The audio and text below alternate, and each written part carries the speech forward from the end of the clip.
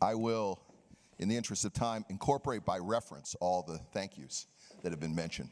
But with that, again, thank the Brennan Center for their work in doing this. It's been terrific. I will say I have I'm well aware of the tremendous symposium successful effort that the Brennan Center helped curate and organize at NYU.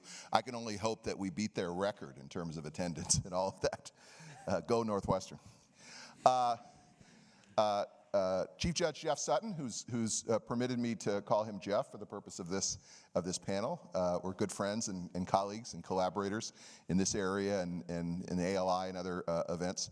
I won't say as a man who needs no introduction by any means, but he had the nice introduction, so his additional detailed bio is in the program.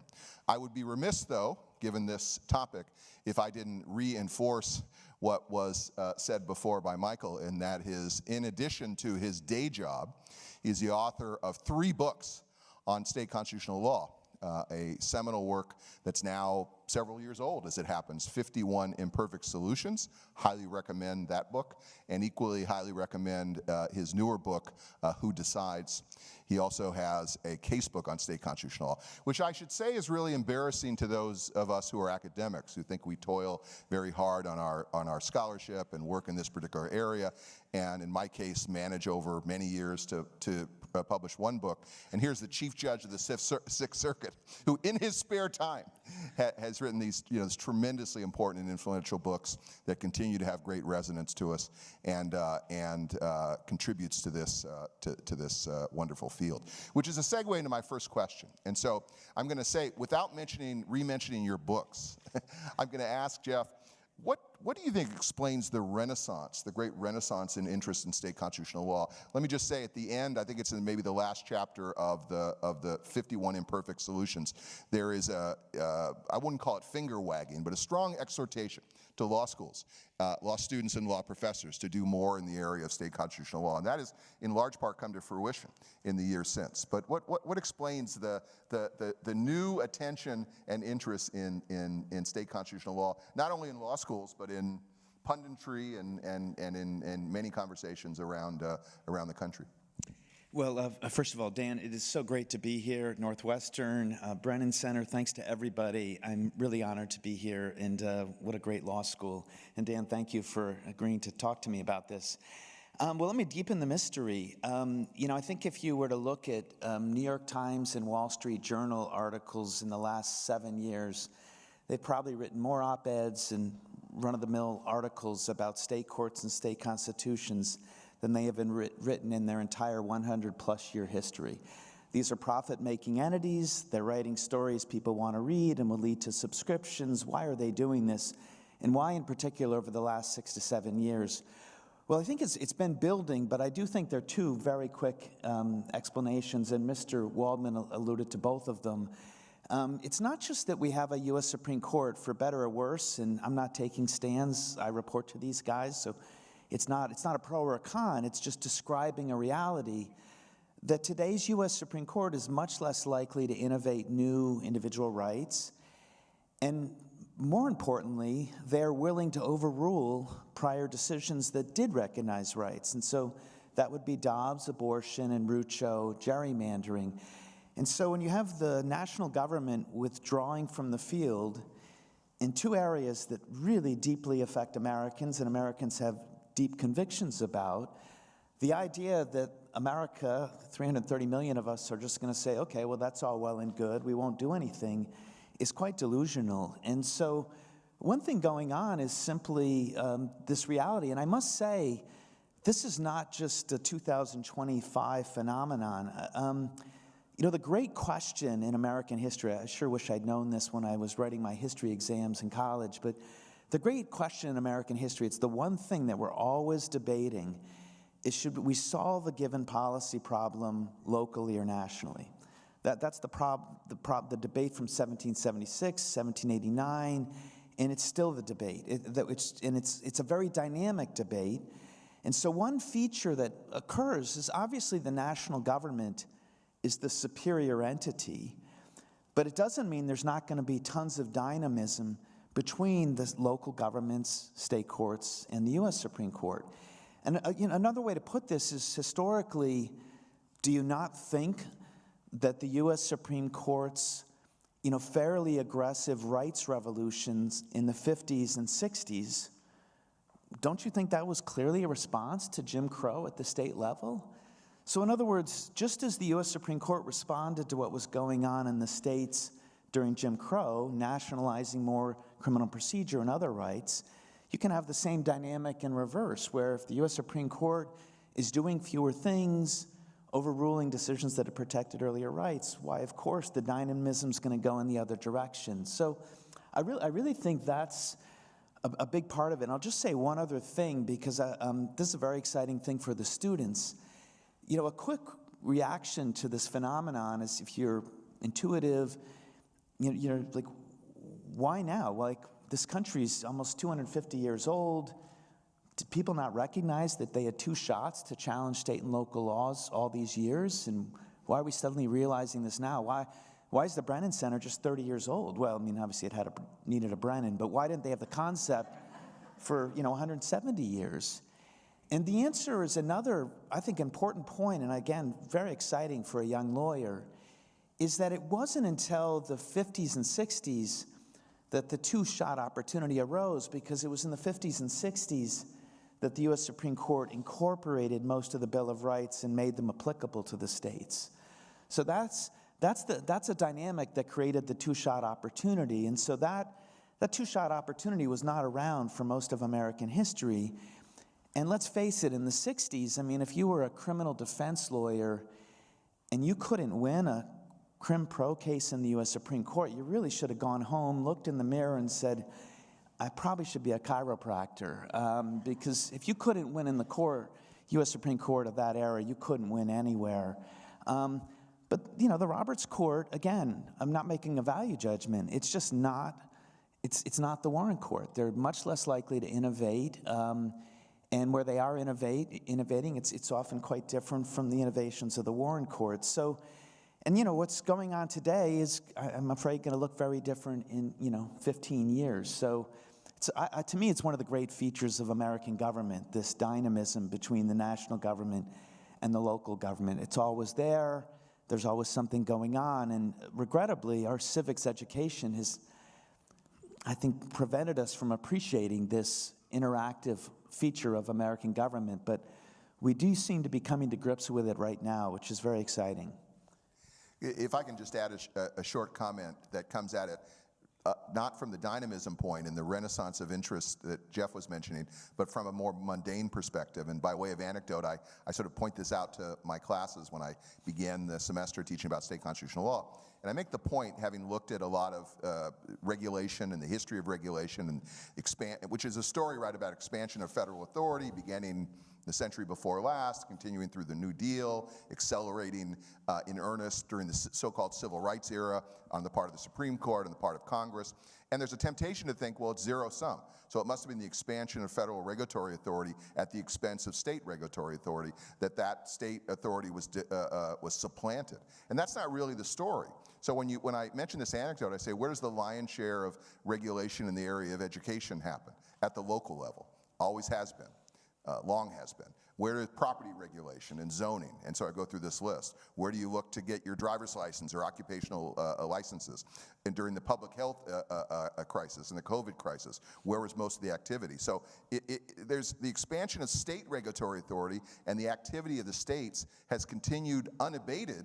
Well, unabated overstates it, has continued relentlessly along with the expansion of regulatory authority. So I just simply say, same as it ever was in terms of the pertinence of state regulation, which of course intersects with matters of state constitutional rights.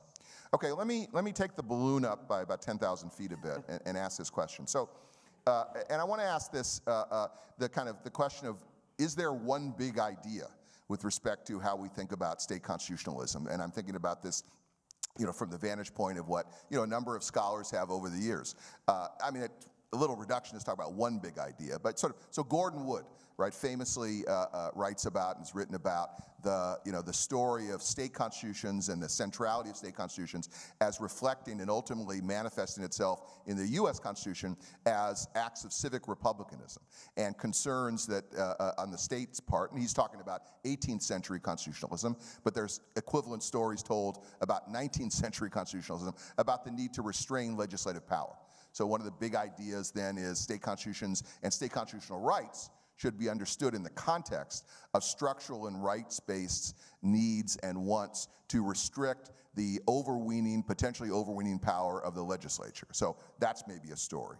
More recently, professors Jessica Bowman-Posen and Miriam Sefter, who's, if she's not here, she's going to be here for part of this conference, have really thoughtfully suggested that there's a democracy principle embedded in state constitutionalism. If we think about, by contrast to the federal constitutionalism, we really think about legislative majoritarianism and the promotion of democracy that explains a lot of doctrines in state constitutional law and a lot of these issues. Our joint friend Goodwin Liu and the California Supreme Court, in an earlier generation, Professor Paul Kahn and others argued there's really no there, right? It's part of a collective constitutional conversation that doesn't put pride of place necessarily on state constitutions, but what have you. You'll be glad to know I'm going to stop there. I'm not going to describe every piece of literature. So I want to get Jeff's reaction to this. Is there one or two really big animate ideas as we think about state constitutions that are more appealing to you as someone who's been thinking and writing about these topics for quite some time? Well, the balloon kept getting higher, and I just wonder how safe it was going to be. No, I thank you for giving me room to go beyond just one idea. I'll just give a couple of things that I hope are thought-provoking. So one point is just a pure civics ignorance that, American structure, separation of powers, rights protection through Bill of Rights and declarations of rights are all state innovations. I mean, when the framers meet in Philadelphia in 1789, it's really a plagiarism convention where everyone is taking their experience from writing the state constitutions, former colonies. That was the formative experience of every Federalist and Anti-Federalist before they got to Philadelphia. And so all they were doing was cutting and pasting these ideas from the state constitutions. And ironically, the one truly patentable idea in 1787 is actually federalism. That was the one thing the states had not had to come to grips with. So one just big idea is that we really should be honoring these state constitutions a little more because that's where this all comes from.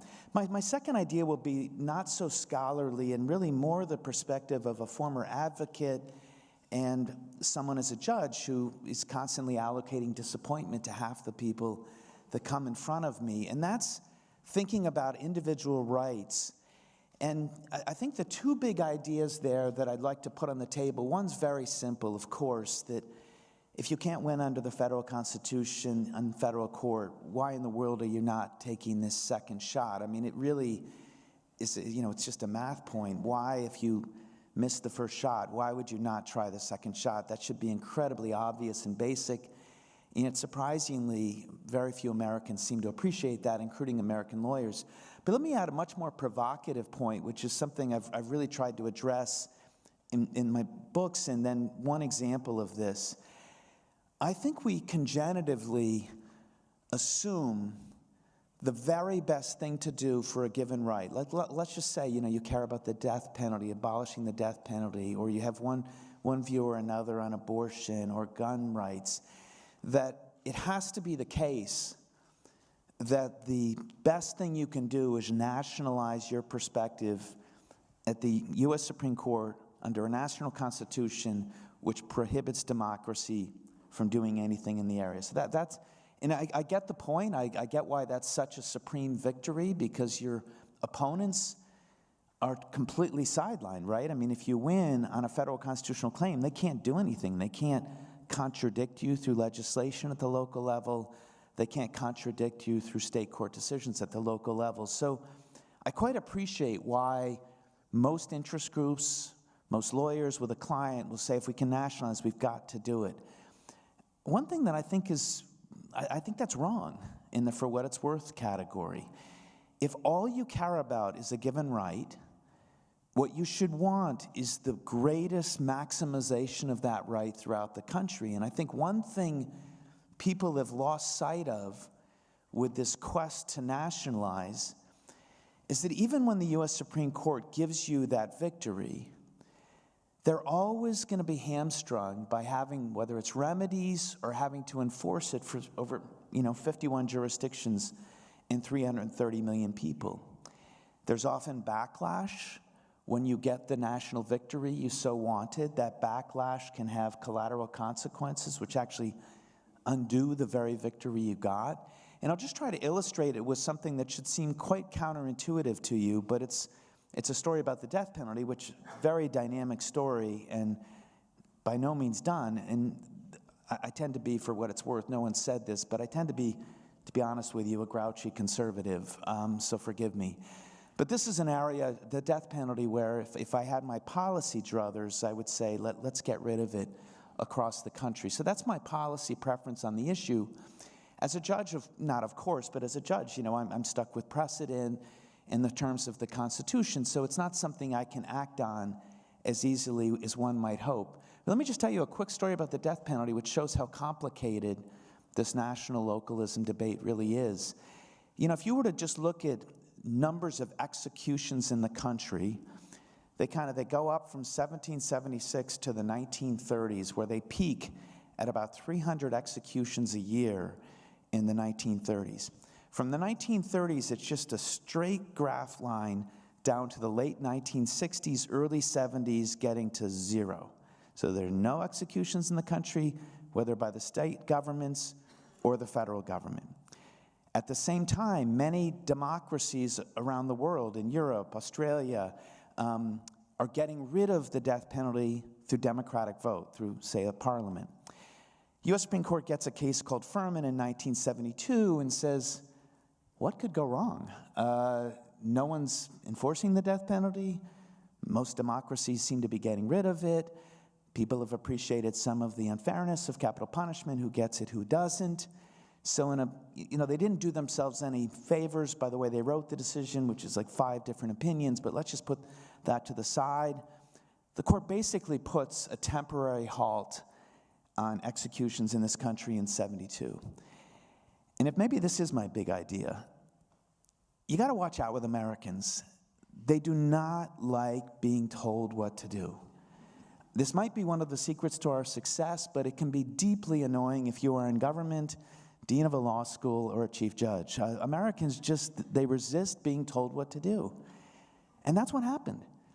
There was a who do you think you are reaction. Lots of states that didn't have death penalties wrote statutes to have them. The states that had them and weren't enforcing them rewrote their statutes. In 76, the U.S. Supreme Court backs off in a case called Gregg. Guess what happens? Numbers of executions from mid-70s up to 2000 goes up to roughly 100 a year. So the graph line is 300 in a year going straight down, the U.S. Supreme Court having nothing to do with it. U.S. Supreme Court says, let's nationalize abolition. Backlash, up to 100 a year. We're now down, it's gone from 2000, it's gone back down to the last several years, if you average it out, roughly to 25 a year. U.S. Supreme Court has had nothing to do with it. This has been a state by state, state court by state court, state legislature by state legislature, state constitution by state constitution fight. And if you ask me, and if you care as I do about that policy perspective, that is the way to win that game. It's going to be the better answer in the end. You're going to get a norm that has shifted not just 9 people in D.C., but you're going to do the hard work of proving that that's the right way to handle this problem. Now, maybe it won't end with 0. Maybe it'll end with 5 to 10. God only knows. But I'm not trying to say exactly what the right answer is. I'm trying to say it is deeply complicated. And as a lawyer, you are an absolute fool if you think nationalizing is always the best thing for your right. History proves otherwise. It's a wonderful anecdote and a powerful one. I would add maybe another example that supports this big idea, and it deals with property rights. Was it about 20 years ago, the Supreme Court decided the Kelo case. deeply unpopular almost from the time that it was decided. That was the case that arguably expanded the scope of what public use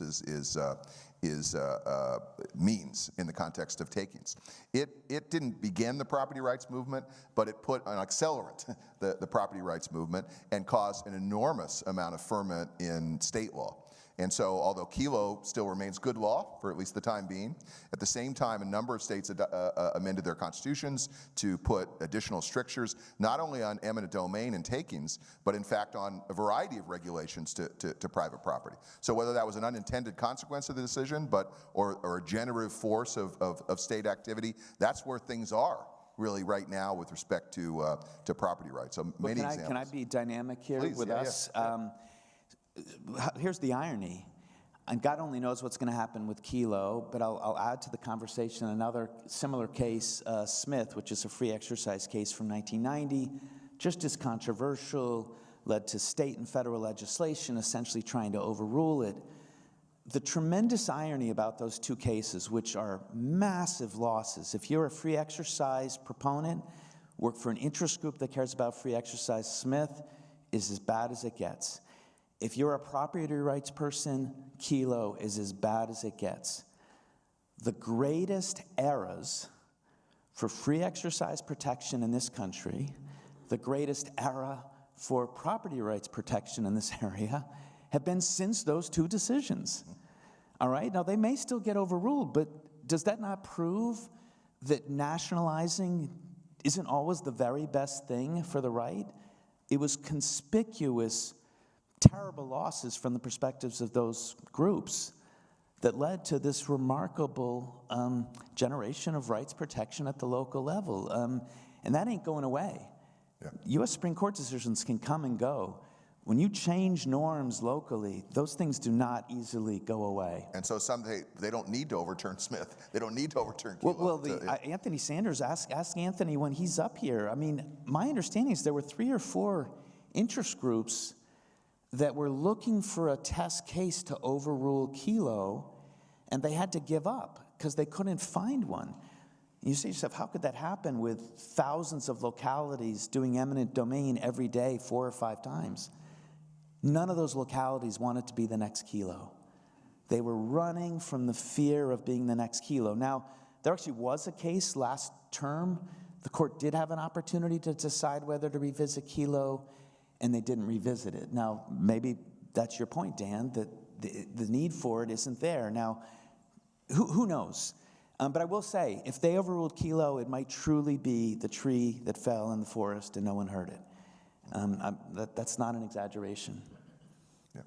So one of the arguments, among many, but a central argument for independent interpretation, for something not lockstep, for having state courts interpret state constitutions in areas of rights that overlap in the text, in the history, in the context with the federal court, with the U.S. Constitution, is that it rests on the idea that state constitutions have unique features, unique histories and all of that. And so those unique features of those state constitutions. So for example, in the equality protections, I was talking about this yesterday in class. Yes, federal government, U.S. Constitution, equality protections in the form of equal protection, but as a matter of text is rather opaque and has, of course, a unique history. State constitutions have had equality protections of different sorts. I remember an anecdote you told me recently about how when you're teaching the class, you'll give the students an opportunity to sort of go look at their state constitution and identify some of the unique features.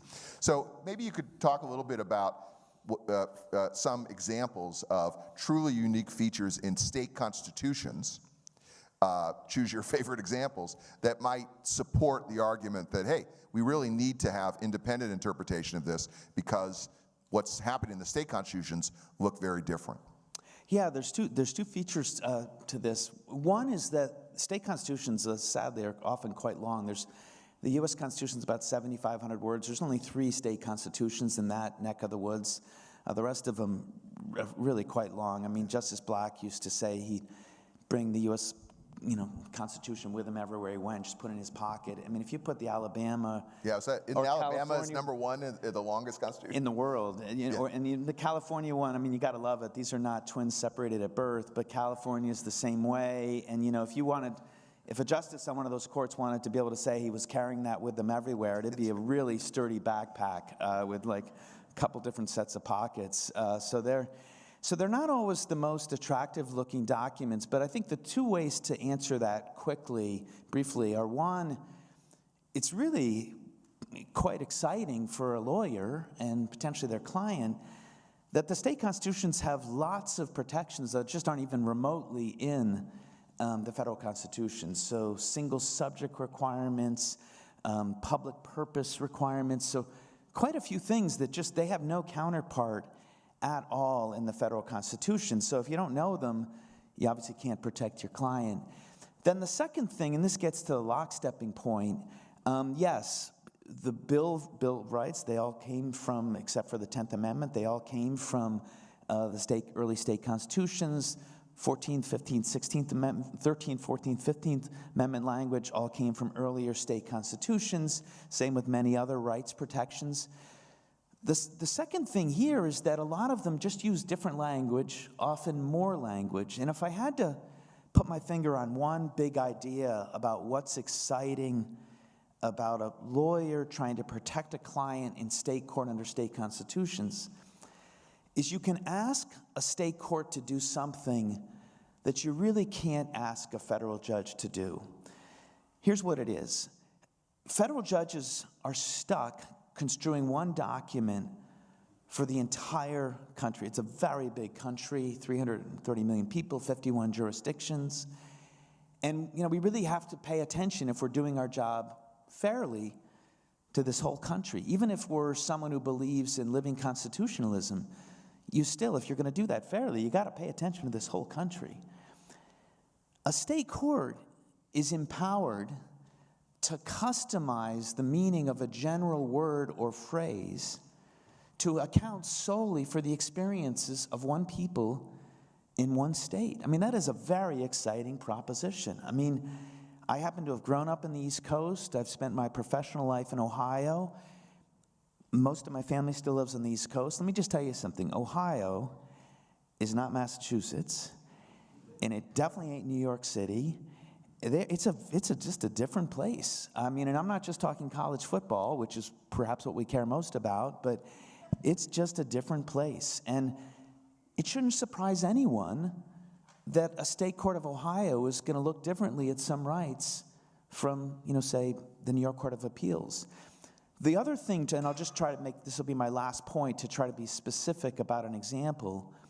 Let's just go back to free exercise for a second and customization. So one point is that a lot of the state constitutions don't just have language like free exercise of religion. They'll talk about a right to conscience. So that's clearly a broader concept because they're adding it to the same existing language.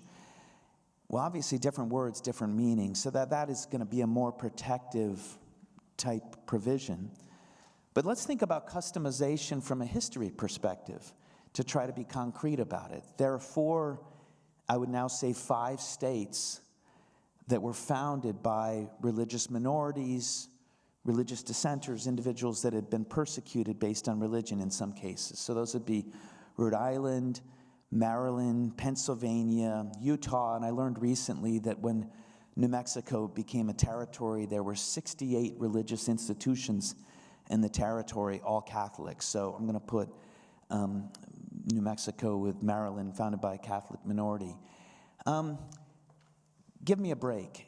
If you are a state court in one of those states, you have that history, you understand what it means to be persecuted based on your faith, are you not going to construe that provision in a muscular way to account for that history? Or at least are you not going to consider that?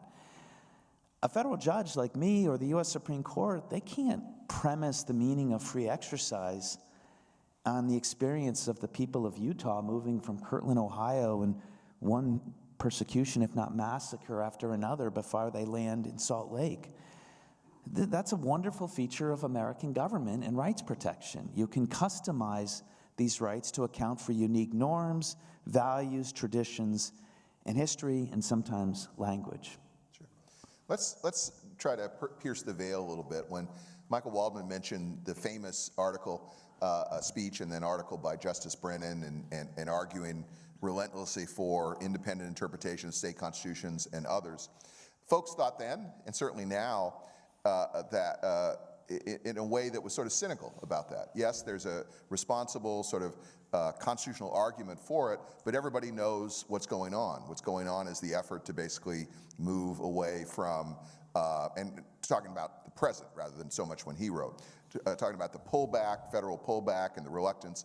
So as a tactical matter, it's good to come to rely on state constitutions because of an opportunity to expand the scope of rights. That's not by any means the only argument for independent state constitutional interpretation, but one can be somewhat realistic or maybe even cynical about the motivations. So probably more than anything else that expanded the scope of attention to state constitutional rights among advocacy groups was Dobbs, and the sense that state courts could be welcome homes for that. So I guess I want to ask Jeff sort of two-part questions. Number one is there a basis to be that cynical about sort of the motivation and the tactics?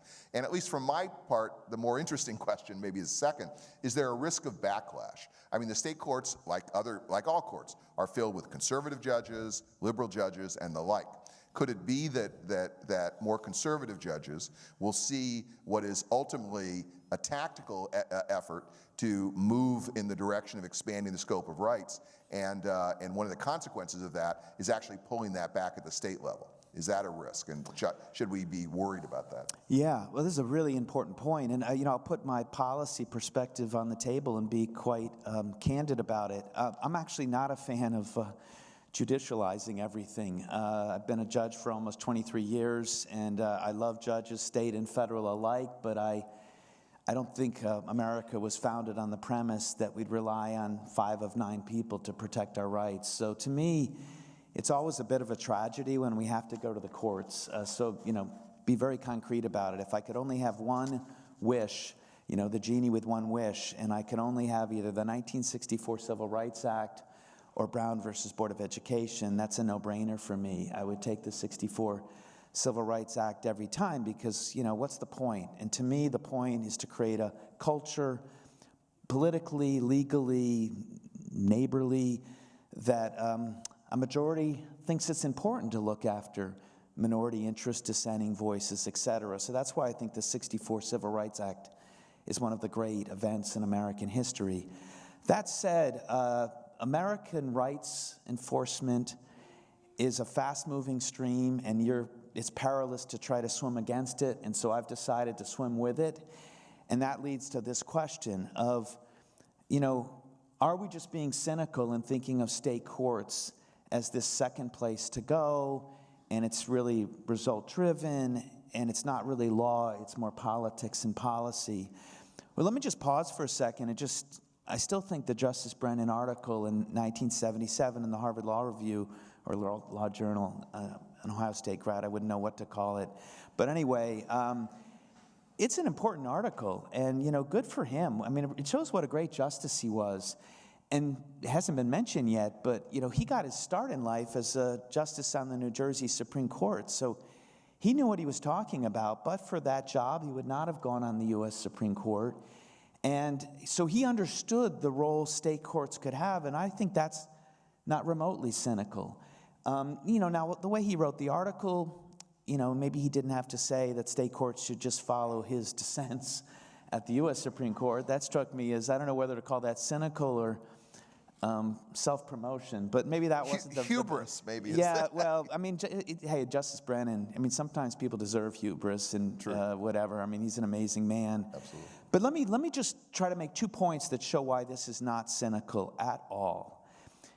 What does independent state court interpretation mean? It means state courts do this without regard to what a federal judge has said. In fact, if anything, it's often learning the lessons from the mistakes federal judges have made. That does not inherently mean more rights or fewer rights.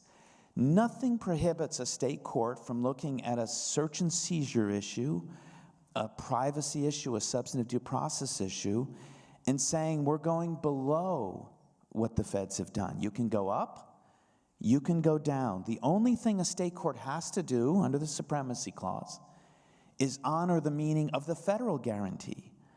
So if it's a case with a federal and state claim, of course the state court has to honor the meaning of the federal guarantee. It has no equivalent obligation to even respect that reasoning when it comes to the final meaning of the state constitution that state court has the final say over. So it's actually not remotely cynical. You can go either way on this. I'll just say one other thing, which is showing how time has changed and kind of respect for states that did not exist. And I think it was one of the ways in which Justice Brennan was trying to move the needle. In that same edition of the Harvard Law Journal, Burt Newborn, NYU professor, wonderful guy. At the time, he was general counsel of the ACLU, obviously a group interested in protecting rights, whether social rights or criminal procedure rights. And Burt Newborn writes an article, it's the same edition, and it's called The Myth of Parody. And Newborn says, now listen, I've had a lot of clients, we believe in counter-majoritarian rights, and if I have a choice, we're always going to federal court in the federal constitution because life tenured, they're more independent, we're more likely to get relief than if I go to state court. He writes that article in 1977. 1999, a Harvard Law professor by the name of Bill Rubenstein writes a piece called The Myth of Superiority. Clearly, he's responding to the Myth of Parody article from 22 years earlier. Now, Rubenstein was not general counsel of the ACLU, but for the last 2 decades, up to 99, he had been involved in gay rights litigation. Now, you might be interested to know the first priority in that area was not marriage. So in the 80s and 90s, it was things like not getting fired, inheritance rights, sexual intimacy, so a lot of things that had nothing to do with marriage. And what is the point of his myth of superiority piece? That he did better in state court under state constitutions than he did in federal court and federal constitutions. Now, the great question, we want to talk about big ideas for the next conference. Why is it that some issues lend themselves to state court and state constitution protection and others don't? What is there something out there? Well, his thesis, well, one of them, it's a long article, is that because 90% of state judges have to report to the electorate through some form of election, they can't be ivory-towered federal judges sitting in their chambers. They have to get out and go to Lincoln and Jackson dinners. They've got to go to luncheons. They're seeing evolving norms in society because they're in society. That's the only way they're going to win the retention election or whatever the election is. And so, and I will tell you, I have a very good friend in the Oregon Court of Appeals, and she makes the point in a slightly different way. She says, one thing I like about this election stuff, I don't like the idea I could lose my job, but it's this, I think in their case, it's a 6-year situation. She has to go back and kind of think for herself, why am I doing this? What do I think is my job here? How do I express this to the people in Oregon? And, that's not a bad thing if you're trying to be a humble, thoughtful, neutral judge to be doing, as opposed to having this forever life tenure job that it's not a life sentence, but, I don't know, term limits wouldn't be terrible. Exactly. Well, can I give you the other side, suggest the other side of that coin, which is the accountability and the difficulties of accountability. I'm old enough to remember the famous recall in California in 1986 that kicked out 3 justices of the California Supreme Court. Many years later in Iowa, after a historic decision involving same-sex marriage, 3 judges were defeated in a recall. Even when there's a retention election, just the other day, 3 Democratic appointed judges from Pennsylvania all saved their seats. But I read somewhere that they spent $3 million per judge on the retention elections. So do we have, how do you, what's that's chump change. I guess that's right. Pennsylvania just had a retention. We've got some Wisconsin folks, 50 million on one election. Okay. Oh my gosh. So what about that? Isn't the accountability issue a double-edged sword? The difficulties of accountability, does that, and to bring it to our topic, does that sort of threaten, in some sense, the independence of judges in making state constitutional decisions? They're always looking over their shoulder. There is no minoritarian way to select judges, okay? It's not possible.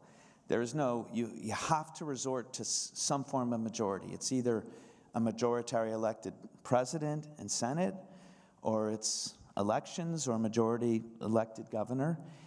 And if you ask me what is going on in America, this gets back to my point about maybe we're asking too much of judges.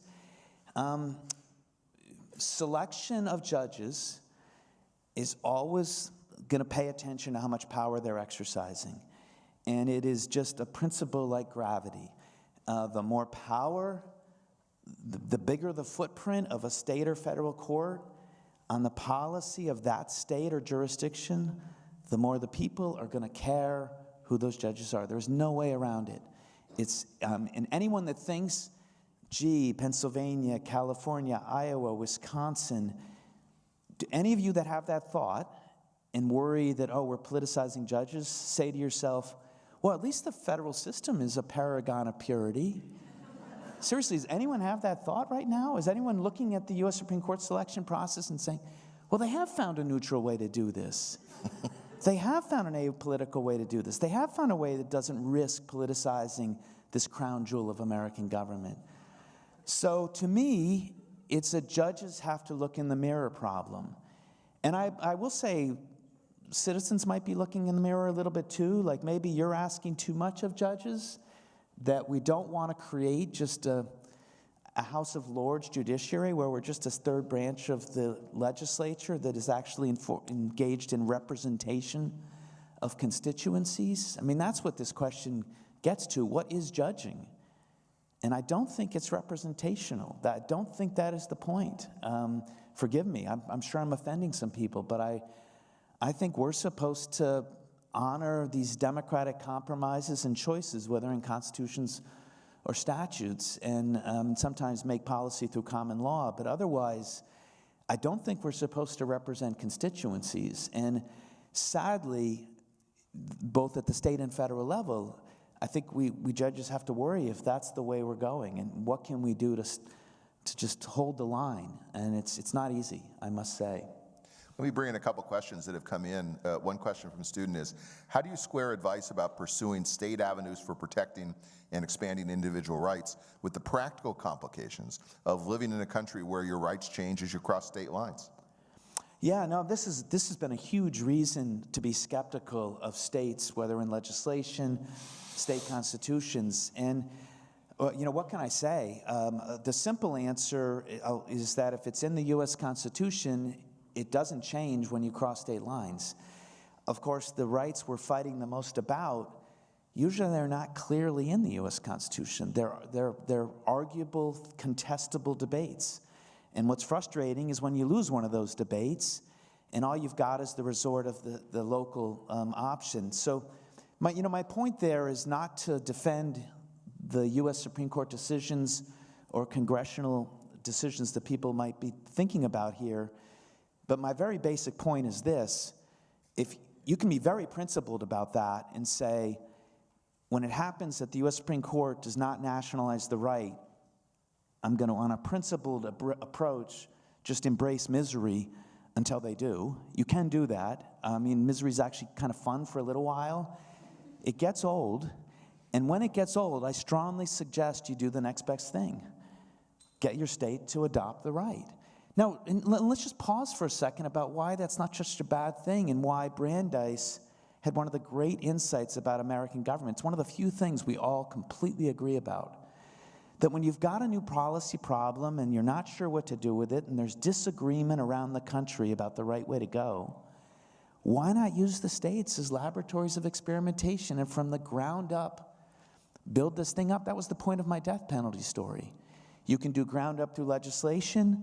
Brandeis was not specifically speaking to state courts, but there's no reason his insight does not apply to state courts interpreting state constitutions. So if you lose at the national court, have the courage of your convictions to win state by state. You may make the national government irrelevant eventually, see Kelo, see Smith, or you may get a national victory at the end of that effort.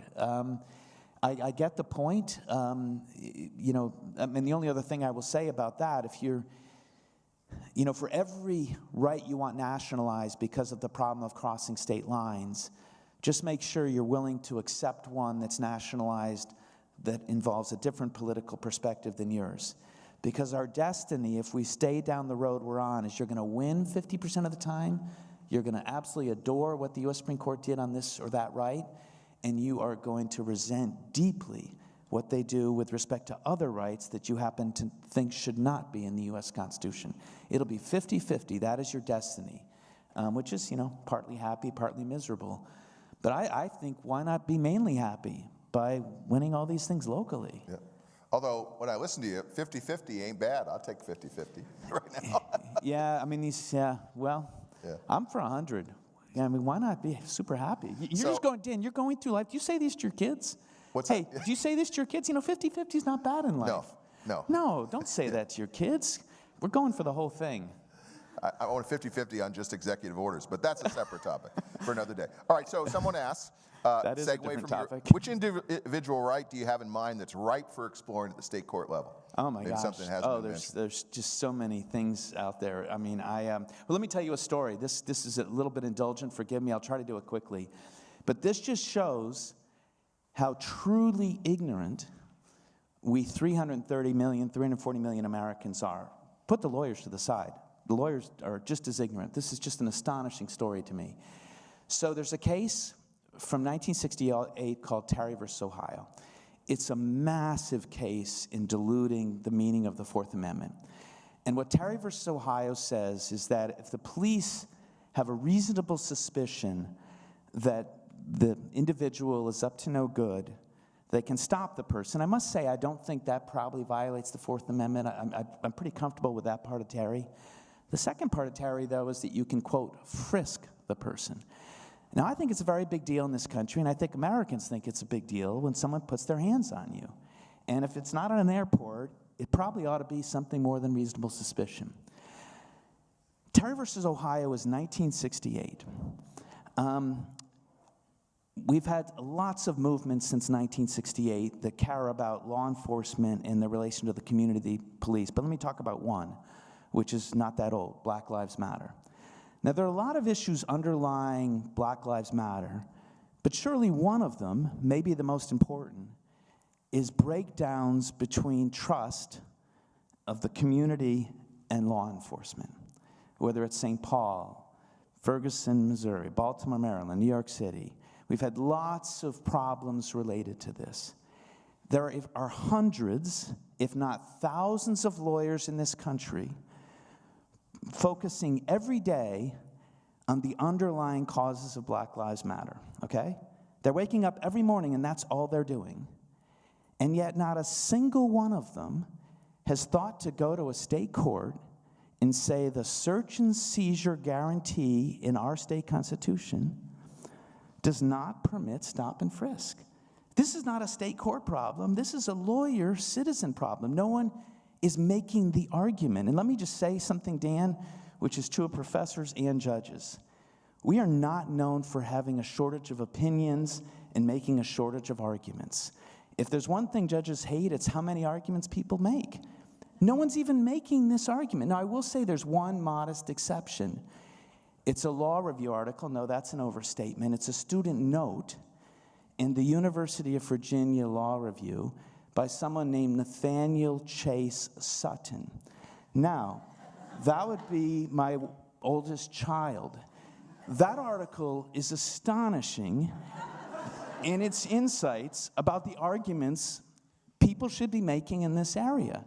Now, what I want you to do when you think about what I just said is feel guilt. I am going around the country writing books, giving talks, leaving my family to be with Dan. It doesn't stop there. My wife and I are bringing people into the world and making them write about state constitutions.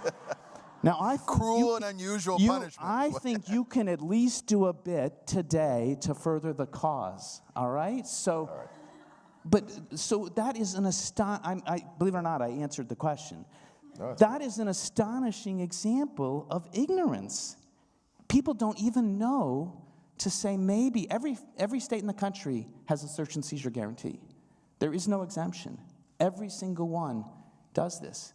And no one's even arguing to the state courts. Maybe stop and frisk is a little aggressive, and we'll allow for stop, but frisk, we want probable cause or something more. I'm feeling guilty. My favorite example, as my students know, is after the grants pass decision a couple of years ago, there's this hand wringing, like, that's it. I guess that's the end of constitutional adjudication. And I said, they just missed a bunch of opportunities, and I hope they won't continue to miss, to have state constitutional protections that might stand in the way of criminalizing homelessness. We are not going to sort out homelessness at the national level. That's the point. That is a neighborhood, and it's absolutely outrageous that there's not a meaningful urban community you can go to in this country that doesn't have that problem.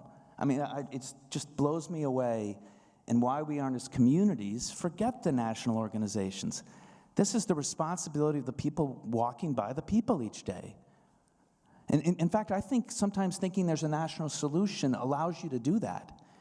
I think if you actually thought, no, this is your community, this is your neighbor, this is not something the president or Congress is going to fix, maybe we might stop. Yep. Let me ask one other quick question, and then we need to wrap up. What explains, so the generative force of state court decisions, there's examples we know, and you've went through many of them in your book, in which state court renders a really important constitutional decision, but it sort of falls like a stone with respect to other states. So the Pruneyard decision a long time ago, the cases in New Jersey that really changed in fascinating ways the state action requirements in the context of free speech. Really important, we still teach those cases, but they in 2025 are pretty much located in California, New Jersey.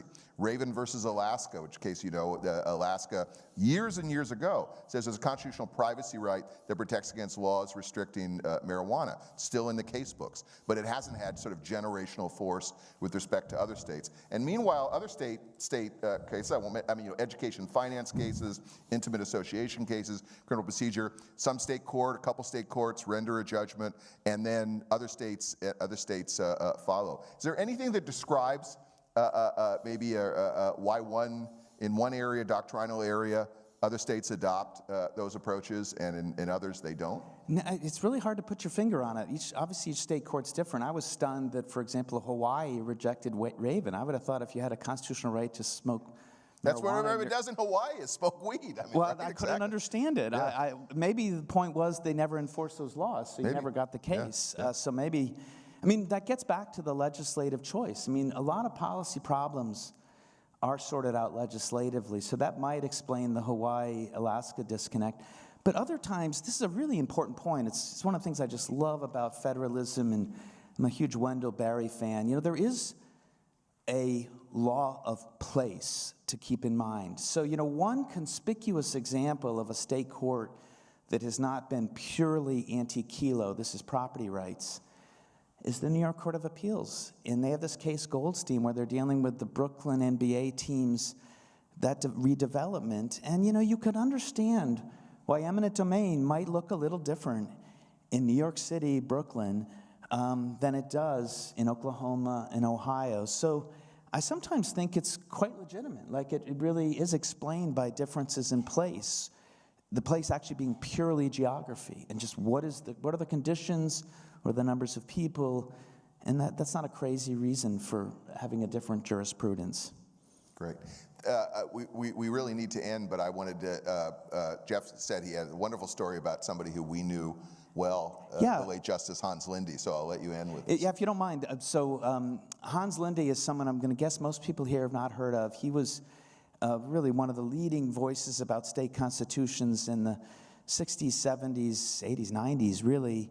And big progressive, and he was on the University of Oregon Law School faculty for 15 years, then on the Oregon Supreme Court for 15 years, where he really revolutionized state constitutional law in Oregon. And so I'd corresponded with Hans, written lots of articles and books based on his work, and huge fan. I mean, for me, it's like meeting Mickey Mantle. So towards the end of his life, I had a friend of mine from Oregon say, I'd love to meet Hans. And by then he was 92.